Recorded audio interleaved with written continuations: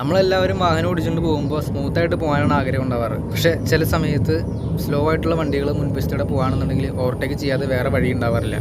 എല്ലാ ഓവർടേക്കും സക്സസ് ആവാറില്ല, ചില ഓവർടേക്കുകൾ ഫെയിൽ ആവാറുണ്ട്. ഈ വീഡിയോ കാണുന്ന പോലെ എങ്ങനെയാണ് കറക്റ്റായിട്ട് ഓവർടേക്ക് ചെയ്യേണ്ടത്? ഈ ഒരു വാഹനത്തെ നമ്മളിപ്പോൾ ഓവർടേക്ക് ചെയ്യാൻ പോവാണ്. പക്ഷേ ഈ ഫ്രണ്ടിൽ കാണുന്ന ലൈൻ നോക്ക്, അത് ഓവർടേക്ക് ചെയ്യാൻ ലീഗലി അനുവദിക്കുന്ന ലൈനല്ല.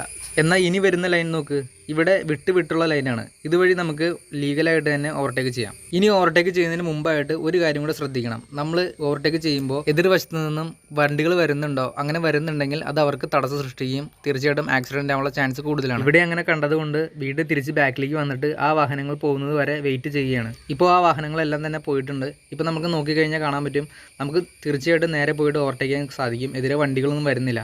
ഇനി വണ്ടികൾ വരുന്നുണ്ടെങ്കിൽ തന്നെ അത് സേഫ് ആയിട്ടുള്ള ഡിസ്റ്റൻസിലാണ് നിൽക്കുന്നത്. ഓക്കെ, നമ്മളിപ്പോൾ മുഴുവനായിട്ട് ഓവർടേക്ക് ചെയ്തു. ഇങ്ങനെയാണ് കൃത്യമായിട്ട് സേഫായിട്ട് ഓവർടേക്ക് ചെയ്യുന്ന രീതി. ഇതെല്ലാവർക്കും അറിയാവുന്ന കാര്യമാണ്. എന്നാലും അറിയാത്തവരുണ്ടെങ്കിൽ അവർക്ക് ഷെയർ ചെയ്ത് കൊടുക്കുക.